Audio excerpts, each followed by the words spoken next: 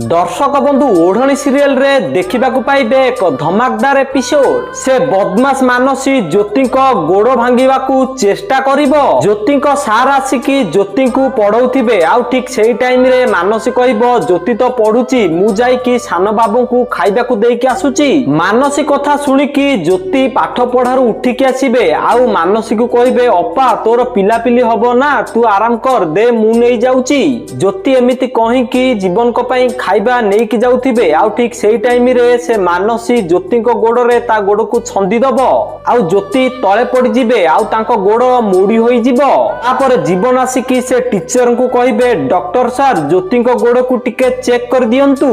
तापर से टीचर आसिकी ज्योति गोड़ को चेक करबाकू लागिबे। हेले जीवन को टिके जेलस फील हबो। आउ से सेठू चली आसीबे।